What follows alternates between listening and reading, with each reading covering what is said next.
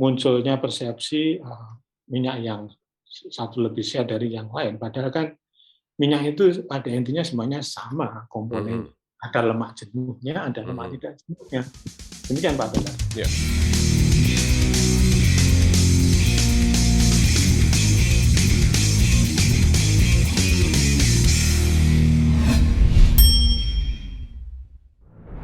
Saya Togar Sitanggang, selamat datang di Tagar Togar Podcast. Kali ini kembali kita melakukan apa istilahnya wawancara ataupun percakapan jarak jauh. Kali ini saya ditemani dengan Profesor Sri Raharjo dari Universitas Gadjah Mada di Yogyakarta. Selamat siang, Prof. Apa kabar nih? Selamat siang Pak Togar. Kabar Ya, baik. Prof. Dalam perkembangan minyak sawit lah atau minyak nabati, sering kita dengar bahwa minyak ini lebih sehat, minyak ini lebih sehat, minyak ini tidak sehat, gitu ya. Menurut yang sebenarnya seperti apa, Prof? Baik, jadi persepsi dari masyarakat yang menyampaikan pendapatnya seperti yang disampaikan tadi, Ya. ada minyak yang seolah-olah lebih sehat daripada yang lain, itu karena memang di masyarakat itu sudah beredar nasihat atau informasi yang diadvokasikan sejak lama Mhm. yang terkait dengan pengaruh dari hubungan dari lemak atau minyak itu dengan kesehatan. Mhm. Nah, sudah sejak mungkin 30-40 tahun yang lalu itu dinasihatkan bahwa lemak, minyak itu eh, ada korelasi dengan munculnya sejumlah penyakit jantung koroner misalnya. Ya. Dan itu sudah diadopsi nasihat tadi untuk disampaikan ke berbagai komunitas dan bahkan sudah menjadi juga bagian dari kebijakan di beberapa otoritas kesehatan di beberapa negara bagi Oke. penduduknya. Jadi dari situ demikian kencangnya seolah-olah minyak lemak itu tidak sehat. Nah, Mhm. sekarang kalau dikaitkan dengan ada yang lebih sehat dari yang lain, ini satu lapis lagi lebih lanjut bahwa Mhm. di antara lemak minyak itu ada yang namanya lemak minyak atau minyak yang kaya akan lemak jenuhnya gitu ya. Ya. Ya. Nah, lemak jenuh inilah yang konsumsinya diadvokasikan untuk dibatasi tidak lebih dari kira-kira 10% kalori Mhm. harian, sehingga respon dari masyarakat itu ketika sesuatu itu dibatasi intake-nya, asupannya, Mhm. itu meresponnya tidak exactly menuju ke limit atas batas tadi, tapi Mhm. kadang justru malah diarahkan ke yang sebaliknya. Kalau kehadirannya sedikit saja dibatasi, maka dipersepsikan lebih baik dihindari sama sekali. Nah, Nah, ya. respon yang seperti inilah yang menyebabkan eee, munculnya persepsi minyak yang satu lebih sehat dari yang lain. Padahal kan minyak itu pada intinya semuanya sama komponen. Mhm. Ada lemak jenuhnya, ada lemak Mhm. tidak jenuhnya. Demikian Pak Tegar. Ya, tapi kan ada anggapan bahwa yang ini lemak jenuhnya lebih banyak daripada yang ini kan gitu ya. Ya. Sehingga seolah-olah, banyak tidaknya jenuh itu yang diartikan tidak sehatnya dari minyak itu. Sebenarnya, eee, apa ya, kalau ke masyarakat luas bagaimana cara mengkomunikasikan bahwa ya semuanya tuh ada gitu ya? Di dalam masing-masing minyak nabati gitu ya? Ya, memang harus disampaikan dengan intensitas yang mungkin sama intensifnya gitu ya. Heeh. Mengedukasi masyarakat terkait bahwa minyak nabati itu selalu saja tersusun di dalamnya ada lemak yang jenuh dan tidak jenuh. Mhm. Ya. Kalau mau buat kisarannya mulai dari yang tidak jenuhnya banyak itu ya minyak-minyak nabati yang dari negara-negara subtropis itu, Hmm. kedelai, Hmm. jagung, dan Hmm. seterusnya. Nah, bergerak ke yang porsi lemak jenuhnya semakin tinggi pada level yang mungkin 50-50 gitu, itu Hmm. posisinya minyak sawit itu. Kemudian di atas itu adalah yang lemak jenuhnya semakin tinggi adalah minyak kelapa, yang paling tinggi adalah yang minyak inti sawit. Nah, Hmm. itu semuanya justru memberikan karakteristik untuk pemanfaatannya, gitu ya. Hmm. Jadi kalau minyak nabati itu dianggap sebagai satu kelompok besar yang isinya bermacam-macam tadi karakteristiknya, maka tidak bisa dimaknai ini peruntukannya sama, gitu ya. Hmm. Jadi untuk minyak nabati yang porsi jenuhnya relatif tinggi, maka itu mencirikan dia akan stabil terhadap panas, tahan Hmm. terhadap oksidasi, sehingga peruntukannya pun sudah Berbeda. mengarahkan kan itu Ya, ya. ya. Nah, untuk lemak minyak yang porsi tidak jenuhnya yang tinggi, Hmm. itu dia tidak akan tahan panas, Ya, mudah sekali beroksidasi, ya, maka itu sudah menggiring peruntukannya juga. ya. Nah, dengan demikian, masyarakat perlu disampaikan sesederhana ini, Hmm. ulang-ulang bahwa minyak itu banyak untuk dipilih, bukan untuk peruntukan yang sama. Ya. Ya. Masing-masing minyak nabati punya Nah, fungsi, ya. ya.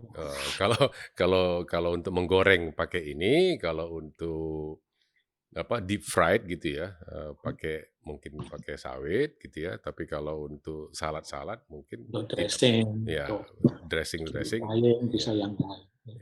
Jadi itu, ininya. Tapi ada pernah sekali satu, ya kurang lebih saya berdebat lah gitu ya, dari kelompok minyak ya dari minyak kita juga, minyak kelapa gitu ya, bahwa, minyak kelapa lebih sehat karena carbon chain-nya lebih pendek katanya gitu. Waduh, ini ini pendapat dari mana ya? Carbon chain-nya seberapa gitu ya, dia Ya, bilang ya. itu lebih pendek. Itu scientific-nya seperti apa itu, Bro?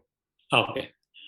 Jadi meskipun porsi sama-sama ada jenuhnya, minyak Ya. kelapa dan sawit, tapi di minyak kelapa memang ada karakteristik yang berbeda. Kalau di sawit itu lemak jenuhnya dikontribusi utamanya adalah asam palmitat, gitu ya. Ya, betul. Nah, sementara kalau minyak kelapa itu dikontribusi utamanya adalah asam Asam laurat. laurat, ya. Laurat itu kalau tadi C-nya panjang pendek itu laurat itu C-nya sebanyak 12, C12 penuh ya. Ya, Kalau palmitat itu C-nya 16. Nah, ya, kemudian kerabatnya si laurat itu di minyak kelapa itu ada yang C10, kemudian ada C8 gitu ya. ya. Nah, itulah yang menjadi asam lemak jenuh rantai, sebutannya rantai sedang atau medium chain Medan Chem. triglyceride atau Ya, MCT gitu ya. ya. Nah, sering memang terus ada ungkapan atau simplifikasi bahwa lemak jenuh di minyak kelapa itu lebih menyehatkan. Padahal yang dimaksud yang lebih tepat itu adalah tadi pendeknya rantai karbon yang disebut dengan medium chain. Mhm. Medium chain itu sebetulnya di C mulai 10 karena di C12 itu sebagian ahli itu berpendapat C12 itu sudah termasuk Palmitat. panjang, ya Ya, sudah termasuk panjang. ya, Jadi kelompoknya 12, 14, 16 ya. itu. Tapi untuk yang medium change itu untuk yang 10, C10, C8, C6 gitu ya. Mhm. Nah, untuk yang rantai karbonnya medium tadi C10 ke bawah, itu memang ketika dikonsumsi kemudian akan diserap oleh saluran pencernaan, oleh usus, kemudian di dalam darah itu langsung ditransport ke hati ya. Mhm. Sehingga dia ini akan dimetabolisme lebih cepat untuk menjadi energi. Berbeda Oke. dengan yang asam lemak yang rantai panjang, Ya, itu harus ya, menjalani sirkulasi dulu, ya. kemudian proses untuk dirubah menjadi energi jauh lebih panjang. Oke. gitu. Ya, itu tadi alasannya bahwa, karena carbon chain-nya lebih pendek, maka lebih cepat dicerna dan itu lebih sehat, gitu ya. Nah itu. Larinya ke sehat, gitu ya. Tapi kan penjelasan Prof tadi itu kan, medium chain itu untuk menyerap menjadi energi kan, bukan masalah Energi, sehatnya, ya gitu ya. energi. Ya, by the way, ya bagi para pendengar ini, setiap minyak nabati itu mempunyai rantai karbon, ya. Kalau tadi kami berbicara medium chain atau C12, C6, mungkin banyak yang nggak tahu gitu ya, bahwa setiap, minyak nabati itu punya rantai karbon yang, apa istilahnya Prof ya, C-nya ada bermacam-macam gitu ya, Ya, karbon 6, 8, jumlahnya 10, 12, sampai banyak sekali gitu ya. Dan setiap minyak nabati itu punya semua, tetapi ya tadi sudah kita diskusikan C16 itu, apa boleh dibilang ciri khas dari palmitat, ya. Palmitat ya, itu adalah minyak sawit. C10 ke bawah itu ciri khas dari laurat, gitu ya. Soybean dan lain-lain ya, minyak kedelai, minyak, bunga matahari dan jagung. lain-lain itu punya juga, rantai karbonnya, tapi C berapa ya? Saya kurang hafal itu untuk Ya C18, C18 ya, tapi tidak jenuh gitu ya. tapi tidak jenuh gitu ya. Untuk yang jenuhnya juga di C18 tapi sedikit. Ya, jadi intinya, minyak sawit punya juga C18 ya, tapi Sudah jenuh. tidak sebanyak, minyak kedelai, gitu. Jadi semua, minyak nabati ya, itu punya rantai karbon. Ini supaya kita paham ya bahwa, eee, sama saja sebenarnya minyak nabati, tapi itu lagi peruntukannya, bisa beda-beda. Ada yang untuk kembali tadi ya untuk goreng-goreng ya, goreng deep fried, ada hanya untuk numis ya, mentumis Fly. itu mungkin bisa deep fried, ditumis, atau hanya untuk salad ya, itu masing-masing punya perbedaan. Nah, Prof, lagi-lagi ya, we are eating food gitu ya, Betul. not Not nutrient, nutrient, not not nutrient. Itu nutrient. gimana, Prof? Karena Ya begitu. masyarakat itu kan seolah-olah, eating nutriennya gitu ya? Ya, ya ketika dinasihatkan itu kan yang di apa dikambing hitamkan itu Mhm, sebutannya kan lemak jenuh begitu, mhm, gitu kan? mhm, Dan dan itu memunculkan juga di banyak kebijakan itu tertulis bahwa batasi konsumsi lemak jenuh tidak lebih dari 10% kalori hariannya gitu kan. mhm, Nah, kalau sehari orang mengkonsumsi kalau di kita ditetapkan misalnya 2.100 kilokalori, iya, 10%-nya itu kan 210, 210 kilokalori. iya, Nah, kalau setiap katakan mudahnya 10 kilokalori adalah 1 gram lemak, mhm, maka itu adalah 21 gram lemak jenuh, kan gitu. mhm, Itu gambarannya di situ. mhm, Tapi untuk mendapatkan 21 gram lemak jenuh tadi maksimalnya per hari, itu kan datangnya tidak ada makanan yang 210 gram. 100% lemak jenuh only, kan nggak Ya, ada. ya maksudnya ini lemak jenuh, mari kita makan Nah, 210 nggak gram bisa, gitu ya, nggak bisa gitu ya? nggak ada. Kita yang ketika dinasihatkannya lemak jenuh, respon dari konsumen itu mencari makanannya. Ya, Nah, makanannya mana yang mengandung lemak jenuh tinggi, mana yang mengandung lemak jenuh rendah, begitu. ya, Nah, ketika ketemu dengan makanannya, itu kan sebetulnya lebih lebih lengkap, lebih nutritious karena begitu ketemu di makanan, lemak jenuh tadi itu hadir dengan yang tidak jenuh, hadir mhm, dengan vitamin, mhm, hadir dengan minerals, ya, fiber. Jadi kalau yang dituntut batasi lemak jenuhnya, kalau respon masyarakat kemudian kalau begitu saya nggak akan mengkonsumsi minyak yang jenuhnya tinggi. Nah, itu mhm, kan juga sudah satu sikap ekstrim yang unnecessary, mhm, yang mhm, tidak korek juga. Nah, mhm, pada saat yang sama dia juga menghindari asupan nutrien penting kan. mhm, Dia ketika menghindari minyak minyak tertentu yang jenuhnya tinggi, misalnya menghindari sawit misalnya, mhm,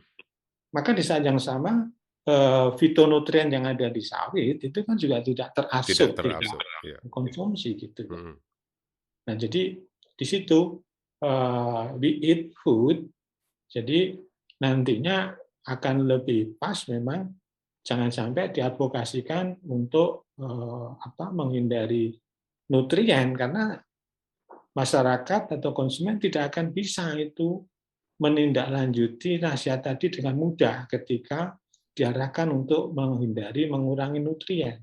Gitu. Mhm, mhm. Tapi ya, dalam kehidupan kita sehari-hari kan, eee, kita ini kan lebih banyak mendengarkan para pakar lah kalau kita bilang ya, pakar-pakar Ya, yang seperti makan seperti itu ya.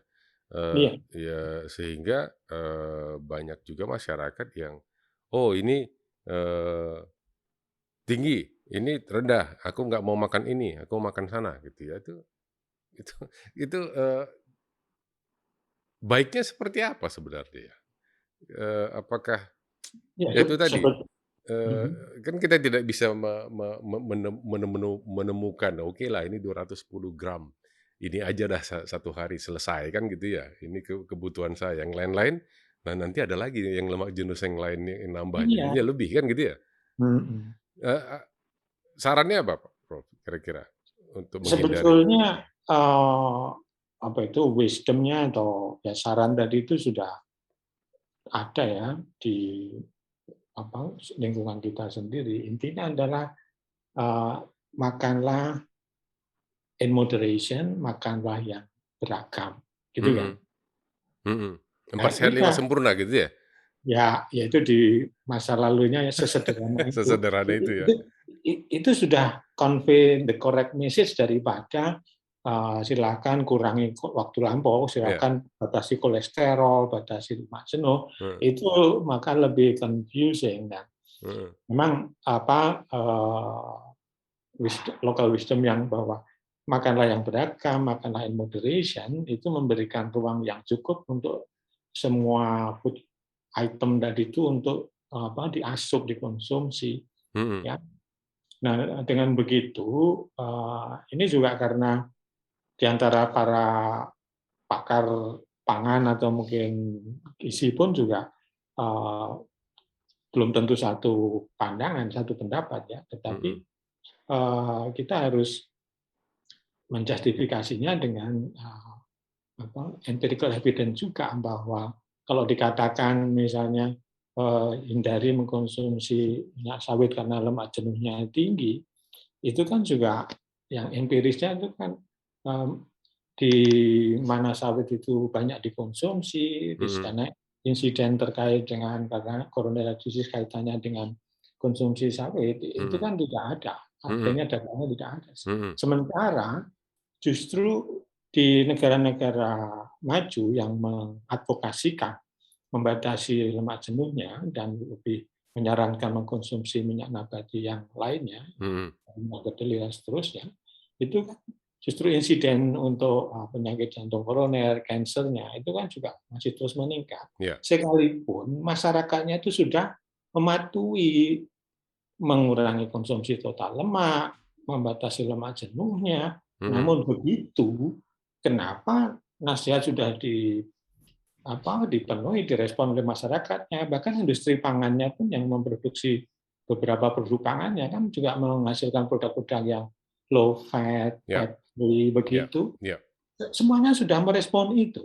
Tetapi data empirisnya melaporkan kenapa insiden kanker juga masih terus meningkat, bahkan obesity juga iya, meningkat. iya, Nah, itulah yang belakangan terus mempertanyakan kembali, mhm, jangan-jangan yang diadvokasikan di masa lalu itu memang tidak tidak benar, tidak match betul dengan iya. apa yang tengarai waktu itu. Ya, karena, seperti kalau, Pak Sahat bilang begini, "Saya sudah makan," saya juga pernah bilang gitu ya, "Saya sudah makan minyak sawit mulai dari kecil saya lahir apa minyak sawit, nggak Ya, ada saya penyakit jantung," katanya gitu ya, itu Pak Pak Sahat itu. Mungkin ya, kita perlukan sedangkan di sana itu semua tetap penyakit jantung. Jadi nggak ada itu yang dikatakan minyak sawit penyebab, penyakit jantung. Kurang lebih seperti itu Prof ya. Karena, ya, ya mungkin juga kalau kalau kita ngomong di berbicara mengenai di negara-negara maju itu obesitas itu memang menjadi tetap menjadi persoalan yang utama, yang mungkin penyebab utamanya itu kalau boleh saya bilang gula, ya, Nah, atau justru konsumsi karbohidratnya yang ini ya, gula nah itu gitu. Ya, menarik itu. karena Jadi karena ya, mereka kan kalau minum yang gula-gula itu kan, ya terutama, soft drink lah ya. Ya itu kan lumayan kencang gitu, setiap harinya ya, pasti ada satu gitu. nah itu nyambung ceritanya. Mhm, Jadi ketika advokasi batasi total lemak konsumsinya, apalagi lemak jenuhnya itu sudah direspon oleh industri, direspon oleh konsumen, insiden penyakit coronary disease tetap masih tinggi, obesitas tetap muncul tinggi. Kemudian kan memunculkan kesadaran baru, ini jangan-jangan keliru nih.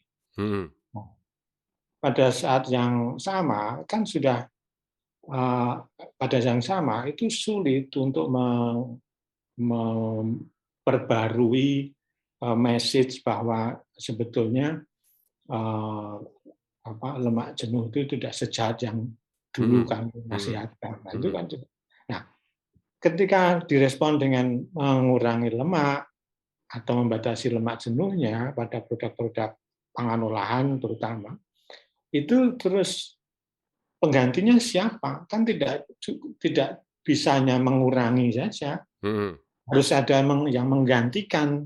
ya, Nah, peluangnya ketika lemaknya itu dikurangi, yang low fat, reduced fat, low saturated fat, itu yang akan masuk adalah karbohidrat, ya, ya kan? ya. Oleh food manufacturers itu Substitusinya menjadi sebetulnya ke karbohidrat. karbohidrat. Nah, di antara karbohidrat itu yang paling bisa mendekati acceptabilitas dari sisi rasa Aha, itu adalah karbohidrat yang sederhana, gula. ya, Jadi untuk yang low fat namanya juga low fat. Itu kalau ditanya lezat atau enggak, itu enggak lezat sama sekali, ya iya, kan? iya, Untuk mengkompensasi berkurangnya kelezatan, aha, kan harus dikompensasi dengan kenikmatan yang lain, yang yaitu lain, kemanisan, gitu iya, loh. Nah, disitulah Pak Dokter yang tadi dikatakan si gula itu menjadi the new scapegoat-nya di gula itu. iya, Nah, saya sambung lagi satu lagi. heeh, Ini jarang kita dengar, tapi ada juga yang sudah mengadvokasikan bahwa kalau di minyak nabati subtropis sana, itu kan tadi kaya akan yang tidak jemuk, mhm, kaya akan kelompok asam lemak yang disebut dengan omega 6, mhm, omega 6. mhm, mhm, Omega 6 itu kalau disebutkan asam lemaknya, itu adalah mulai asam linoleat yang C18, mhm, panjang rantainya, itu ikatan rangkapnya 2. mhm, Nah, itu tinggi di kedelai, tinggi di mmm, di matahari tinggi, canola mhm, juga tinggi. mhm, Nah, itu ada ceritanya tersendiri ketika itu dikonsumsi di metabolisme dalam tubuh, itu menjadi eh, senyawa-senyawa yang nantinya bisa berkontribusi terhadap pertahanan tubuh gitu ya. iya, Nah, saya tidak akan masuk ke sana supaya mhm, kita tidak eh, apa, memunculkan sesuatu yang lebih membingungkan konsumen lagi gitu ya. oke, Nah, satu lagi, heeh, tadi disampaikan kita yang di tropis tempatnya sawit tumbuh, tempatnya sawit dikonsumsi, mhm, yang tidak penyakit jantung karena si sawit itu relatif sedikit, itu kan membuktikan bahwa sebetulnya ketakutan terkait dengan lemak jenuh itu awalnya kan lemak jenuh diyakini meningkatkan kolesterol darah kalau dikonsumsi, itu kan. iya, Meningkatnya kolesterol darah dikaitkan dengan meningkatnya risiko penyakit jantung. iya, Nah, sekarang atau mungkin dulunya ketika dibatasi tentang kolesterol itu pertama kali yang kena dampaknya pembatasan konsumsi kolesterol maksimum 300 miligram per mhm, hari, satu butir telur, satu kuning telur tok itu mhm, sudah terisi penuh itu. Itu yang terdampak kan industri telur, iya, ya kan? heeh, Belakangan itu dicabut, direvaluasi ternyata itu tidak benar karena 80% kolesterol kita itu internally produce, kita nggak makan kolesterol nggak apa-apa, wong kita juga memproduksi kolesterol Kolesterol kan sendiri. Ya, sendiri, karena ya, kita butuhkan kolesterol untuk hormon, ya. untuk apa jaringan-jaringan kita. Nah, ketika kenapa kolesterol tetap dihembuskan? Nah, ini ada kemungkinan juga Heeh. pelaku-pelaku bisnis di bidang farma begitu, ya, Oke. itu ingin supaya produk-produk farmanya yang menurunkan kolesterol dan seterusnya itu tetap diperlukan gitu loh. Jadi kalau belakangan saya katakan itu American Heart Association 2013 sudah mendeklar kayaknya sih nggak ada kaitannya antara ya Antara meningkatnya heeh, LDL kolesterol jahat itu heeh. dengan konsumsi kolesterol dari diet. Nggak ada kaitannya. Ya, Ketika itu sudah nyatakan mereka sendiri, maka kan berarti sudah sebetulnya pembatasan kolesterol sudah dicabut. ya. Kalau kadar kolesterol sudah dicabut, pertanyaannya, kalau kadar kolesterol Pak Togar dicek setelah makan tertentu naik, Mhm, turun, mhm. naiknya kadar kolesterol itu apakah identik dengan kondisi patologikal? Apakah identik dengan kondisi sakit tertentu naiknya kolesterol? Tidak. Hmm, Nah, ketika kita ambil jalur yang ini, bahwa naik turunnya kadar kolesterol itu sama sekali tidak mengindikasikan pathological condition dari tubuh kita, ini mhm, ada yang tidak setuju bahwa oh ya hmm. kalau kolesterolnya tinggi, risiko penyakit jantungnya juga tinggi. Kita bisa setuju di situ only untuk segmen yang memang gula darahnya tinggi, Tinggi. tidak normal. For Oke. those who diabetic, Ya. kolesterol naik itu betul. Heeh. Kaitannya dengan jantung koroner itu semakin kuat. Oke. Tapi for ordinary people, Heeh. naik turunnya kolesterol, it's nothing to do dengan itu. Oke. Nah, yang ini nih, terus kalau kita nasihatkan, the next general medical check up, kalau gitu kolesterol nggak usah dicek lagi. Kita kita kita apa negatif campaign itu sama apa laboratorium Dimarah-marahin klinik entar itu. itu, Prof. Nah, kolesterol nggak perlu dalam checklist lagi ya. Ya, udah langsung di-ban Prof. Sri Raja di-ban dari dari manapun Peredaran gitu ya. nggak cocok, nggak Nggak cocok. nggak cocok. Prof, terakhir, Ya, 3-MCPD ya, ya. ini di Eropa dikatakan sebagai penyebab kanker. Dan itu menurut pandangan Prof gimana? Oke, begini. Ya, Itu memang ada lembaga yang menyampaikan itu, IARC gitu ya. ya. Dan statusnya itu bukan bukan definitif karsinogenik, tetapi Mhm. disebutnya kan possible Possible, atau ya, mungkin yang satu lagi probable kan gitu. ya. Ya, artinya itu kan masih ada ruang bahwa itu bukan bukan apa ya penyebab langsung Iya, begitu. Oke. Nah, namun begitu lembaga-lembaga yang bertanggung jawab untuk melindungi konsumen kan mhm, memang mengambil sikap yang aman gitu ya. iya, karena ada probable. Meskipun probable perlu ditindaklanjuti Ya, gitu kan. ya, Nah, sekarang tinggal dari mana atau dalam kondisi bagaimana si 3-MCPD tadi itu ada di dalam minyak nabati, terutama misalnya di dalam minyak sawit gitu ya. mhm, Nah, itu kan bisa bisa dipetakan dalam arti oh kalau minyak nabati misalnya yang minyak sawit kita bicarakan yang dikatakan beberapa publikasi di antara minyak nabati itu ditemukan cemaran 3-MCPD makin paling tinggi. sensitivity pada Ya, sawit relatif tinggi. ya, Nah, itu kan yang perlu kita telusur lanjut. Itu mhm, kalau kita pilah, kan uh, orang pasti mempertanyakan siapa atau dari mana sih datangnya 3-MCPD itu. ya, Nah, 3-MCPD itu namanya juga ini agak saintifiknya itu kan 3 propandiol gitu kan. ya, Itu karbonnya 3, C-nya itu 3, mhm, propan. Propan itu C-nya 3. Kan berarti berasal dari sesuatu di dalam minyak yang punya C-nya 3. Nah, semua minyak nabati itu pasti komponen utamanya adalah yang disebut dengan trigliserida. Ya. Trigliserida itu adalah ester dari gliserol. Gliserol itu C-nya 3, OH-nya juga 3. Tapi berikatan ester di masing-masing OH tadi dengan asam lemak.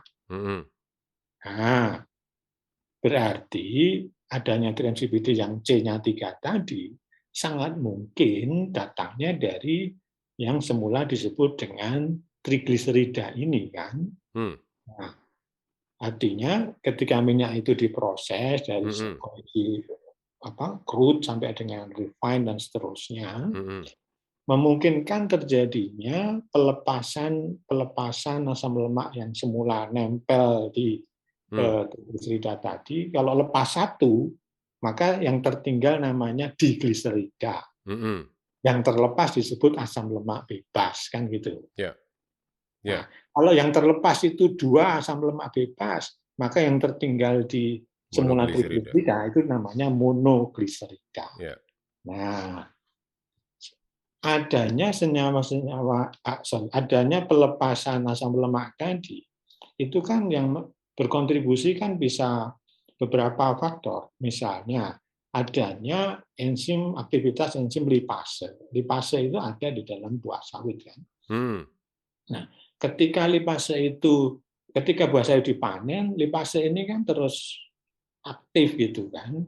Nah, ketika dipanen sampai dengan diproses atau distabilkan, itu kan ada jeda waktu panjang. Tergantung kondisi lokalitas masing-masing. Nah, itulah yang menyebabkan kenapa ada yang bahan mentah ini aktivitas lipasenya sudah demikian lanjut, ada juga yang relatif masih minimal. Nah, bayangkan kalau aktivitas lipasenya sudah demikian lanjut, maka si trigliserida tadi itu sudah banyak yang terubah menjadi digliserida ataupun monogliserida. Nah, kehadiran digliserida monodigliserida inilah dalam kondisi crude, kemudian berproses ke refining sampai ke hidrolisasi, inilah yang berkontribusi pada tingginya tri-MCPD itu. Gitu. Ya. Wah, pelajaran kimia kita sebentar ya. Kimia 101, Kimia 101. Ngelihat lagi, waduh, oh ya trigliserida. Ini saja, tri kan trigliserida, berarti 3. Jadi ada kebetulan tri-MCPD, ya, berarti 3 3. gitu. Baik, Prof. Saya kira sebuah percakapan yang sangat menarik ya. Terima kasih atas waktunya, banyak ilmu. Kimia 101 juga ada ya di bagian terakhir tadi ya. Tapi kimia-kimia dasar juga masalah karbon tadi mungkin para pendengar atau para penonton juga tahu ternyata carbon chain gitu ya. Setiap minyak nabati itu punya carbon chain-nya. Ini semoga menjadi pengetahuan baru bagi yang baru tahu gitu ya, bahwa semua minyak nabati almost the same, hanya beda-beda kadar carbon chain-nya seperti apa. Sekali lagi terima kasih Prof atas waktunya yang sudah diluangkan untuk berbincang dengan saya pada siang hari ini. Teman-teman semua, terima kasih bahwa kita itu tadi we are eating food ya, teman ya, we are eating food ya, not nutrition gitu ya. Karena makanan yang kita makan itu punya banyak nutriennya gitu ya. Jadi kalau kita menghindari satu, ya akan terjadi imbalance dalam tubuh kita, ya. Atau ya imbalance dalam arti ada yang kurang, ada yang berlebihan gitu ya. Berlebihan dalam minyak lemak jenuh yang tinggi, ya tidak baik, tapi kurang juga tidak baik gitu ya. Jadi ini intinya balance diet ya. Saya kira itu yang menjadi lebih penting bagi kita untuk sehari-hari untuk membalance diet kita, ya. Nggak juga terlalu banyak makan gula, ya, nggak juga terlalu banyak makan lemak, ya, nggak juga banyak karbohidrat. Ya, saya bisa ngomong, tapi kan prakteknya kan susah juga ya, Prof, ya. Sekali lagi terima kasih, jangan lupa Oke, ya, oke. untuk subscribe, channel ini akan banyak sekali lagi informasi-informasi menarik. Contohnya pada hari ini kita sudah mengetahui, episode ini kita mengetahui masalah minyak nabati. Di episode lain mungkin kita akan mengetahui hal-hal yang lain. Jangan lupa subscribe, like dan share ya. Dislike oke, tapi Prof. Sri masa nggak mungkin dah di-dislike ya. Share, bagikan, podcast ini kepada teman-teman yang lain supaya menjadi lebih tahu mengenai, perkelapa sawitan Indonesia. Sekali lagi terima kasih Prof, Oke, sampai jumpa di episode mendatang. Salam. oke, oke, selamat. Thanks Prof. Oke, bye-bye.